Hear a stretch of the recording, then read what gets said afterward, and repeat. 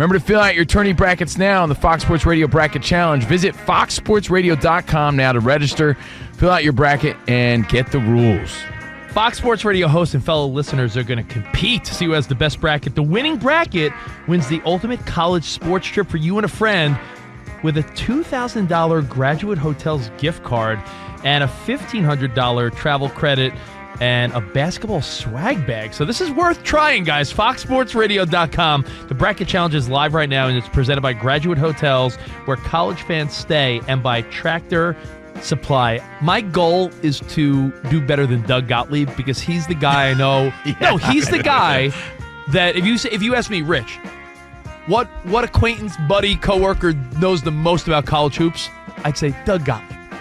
So our buddy Fitz, he knows a lot about college hoops. Fitz. But I think of Gottlieb, I'm like, the guy knows college hoops. Yeah, he played college hoops. So lives it. My goal is to just arbitrarily do better than him. The A-Rod, All-AROD team.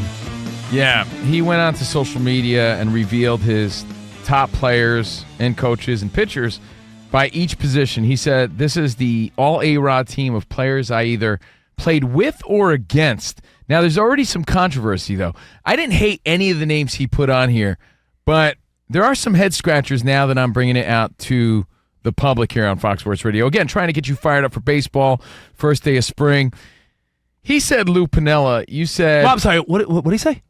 He said Lou Piniella as manager. He didn't say me? He did not say you as manager. I just taught 6 and under girls how to operate force plays. I mean, you're a great manager, Rich. I thought he'd say Mr. Fuji. I always thought Mr. Fuji was a great manager. No, I had to teach the girls the other day, for anyone doing that dad life coaching.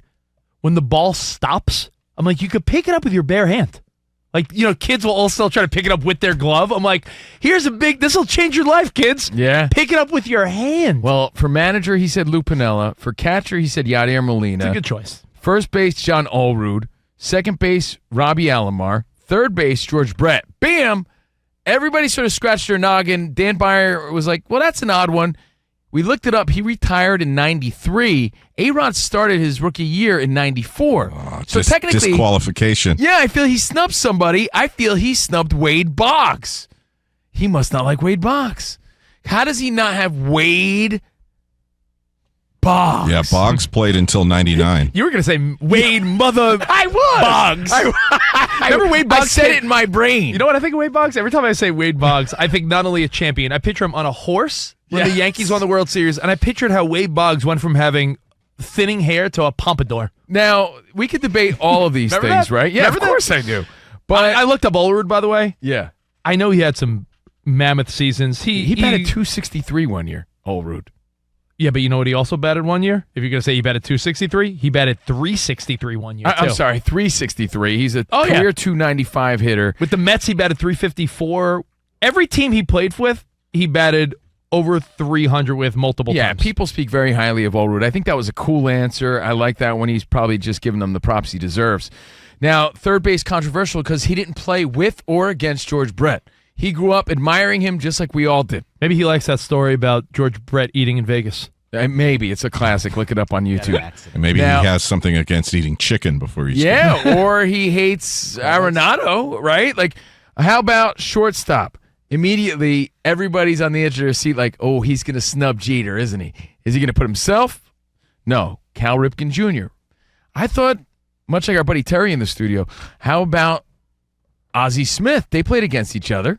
But you know what? But Cal Ripken Jr. can't debate it. AL guy, they played against each other more. But also, the fact that he didn't go with Jeter, I don't see anyone getting their feelings hurt when he said Cal Ripken Jr. Because, it's a good answer. The Iron Man. Left field, he says Barry Bonds. Outfield's on lock, by the way. Outfield's on lock. Outfield's on lock. However, Wes in Vegas hit us up, and he said, nope, controversy.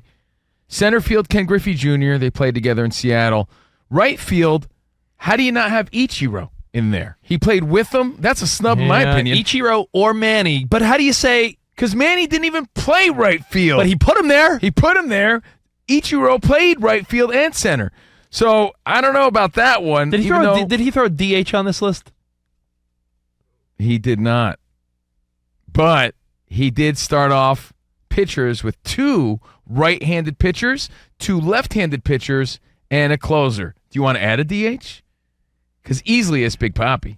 I would say Big Papi, or if he left off the Big Hurt, Frank Thomas. They were, a lot of Frank Thomas later Big years. Papi's But the yeah, Big greatest. Papi's the answer. He's the answer there. All right, right-handed pitchers and left-handed pitchers. So to finish off the All-AROD baseball team, and again, your thoughts on this at 877-99 on Fox at Covino and Rich. Who's scratching your noggin here? Or do you agree? Lefty and righty pitchers? 2 righties, I got 2 him. lefties. Go I ahead. got him. The 2 righties are Pedro Martinez and Greg Maddux. Close. Oh! You want it? Yeah. Clemens. Okay, Rockets fight. You can't argue that. And Pedro. Clemens and Pedro. Those are his 2 right-handed pitchers. 2 lefties. By the way, speaking of righties, though, I'm a Mets fan. Maybe I just watch more NL baseball. And keep that in mind, too, who A-Rod played with and against. Yeah. He played his 22 years with all American League teams. But yeah, this list is light on the NL. I was going to say, as an NL fan, yeah. Greg Maddux in his prime was like a mastermind on the mound. Yeah. Like they were like hour and 40-minute games because he just picked the team apart easily. All right, but I like it. Clemens and Pedro. Lefties, one's Randy Johnson. I just got to figure out what the other one is. So give me 2 seconds. You want a hint? That's a good one. Is it Easy an hint. NL guy? Because I would say Glavine, but he never played against It's Glavine. a guy he played with. Pettit? Andy. Get out of here. Andy Pettit, bro. Okay. Yeah. Okay, come on. There's a lot of juice on this list. Andy Pettit. It's a lot of AL juice, too, And right? closer, Juice and AL. obvious closer.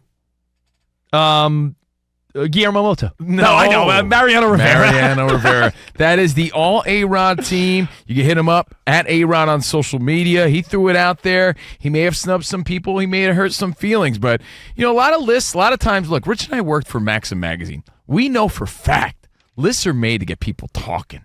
Yeah. I don't know if that's his angle here, but if you ever read a list and you're like, how could they're doing that to garner some sort of feedback. If you gave a some list, sort of reaction. If you gave a list that everyone agreed with for the most part, then who would talk about it? They would do the Maxim Hot 100 list. Who's like the hottest woman of the year? And you're like, Carrot Top, number 1. It would always be that doesn't even make sense. It would be like number 1, Lindsay Lohan. And you'd be like, really? You're like, Lindsay Lohan? But think about that. I mean, come on. Think about that. Every time they put together like best albums of all time, you're going to leave off a couple good ones just to get people saying, yeah, you're going to be how did they not have the Beatles on there? Yeah. They do that on purpose. But I thought it was cool of him to throw it out there. I didn't hate it at all, and I thought I would. So, hey, if it gets you fired up for baseball, it gets me fired up. There you go. Not to put you on the spot. Uh-oh. But with this coming year, and by the way, in the world of baseball, Blake Snell. Yeah. I was going to say a New York Giant. Not a New York Giant, a San Francisco Giant. But staying in the division, couple years, 60+ mil. So he got a pretty sweet deal. I know he wanted more than that, but Snell, a Giant. I don't know if that means anything, Danny. Are the Dodgers scared of the Giants? Or are they? So they're like a 500-esque team lately. I heard right? the Dodgers want to sign that girl that threw out the first pitch the other day that they were all fawning over. Did you see that? Yeah, I think the Dodgers bench could compete with the Giants starters. Although I heard yesterday from family in the Bay that the local radio stations there are talking championship after getting Snell. Championship. I gotta look up Giants over under. Spot, do you mind doing it for me real quick? Vegas odds, San Francisco Giants over under win total. I feel like they're one of those teams I saw in the 80-something win wild card playoff mix, and this might have bumped them up a little bit, obviously with Snell, but the Dodgers might win like 115 games. Dodgers. That was a good start. Yeah, that was a good addition for them for sure. But they got a lot of holes all around the infield, and who's going to bat for them, really? Yeah, but when you look at how the postseason pans out now in baseball, those early rounds, best of 5, you get a Blake Snell, that's your ace on a game 1. Let's see, over 83.5. Yeah.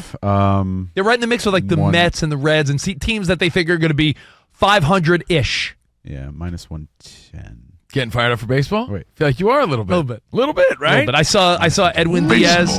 I saw Edwin Diaz do his Timmy Trumpets entrance at spring training, and I'll be honest, it did fire me as a Mets fan up a little bit. Back for sure. But yeah, one of my friends says he won't be closing many games because the Mets won't be winning many games. No. Like, don't put me in a bad mood.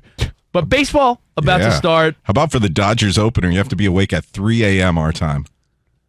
3 a.m. You must be lonely. 3 a.m. Eternal. I'll meet you there. Oh, you know what? There's 161 other ones, Danny. I think you'll be fine. Yeah, my brother in the group chat, in the Dodger group chat, he said, I'm going to be awake with my coffee and pancakes. You know what it's like? It's like when the NFL has that 6 a.m. London game out here on the West Coast. It's 6 a.m. for us. Unless I'm really that interested, I'm like, I'll DVR it and fast forward through a little bit. I mean, because it's usually like the Jags against the Titans. So, I mean, who are the Dodgers playing opening day, Danny? Do you even know off the top of your head? No, I don't, actually. I haven't looked at the schedule yet. See, that's part of the first day of spring. I got to look that up right now. I'm with Covino. I haven't dove in yet. Have you done that every baseball fan does? Padres? Padres. The opening day assessment, around this time of the year, every baseball fan does the whole like, all right, let me see who's going to make my team. Because there's guys in the bullpen that you don't even know their names. You're like, oh, this guy's going to make the team. Let me get used to this middle reliever. Just like how a lot of us are going to make our bracket today, we're also going to look at the baseball schedule today. Yeah, and much like football, just trying to remember who's where. Same with baseball. You want one of my bonehead buddies is like, do you want to go to London to see the Mets Phillies? I'm like, I can't even get you to meet me somewhere in the United States, so no. Want to meet me in London? Their home opener is Cardinals, by the way.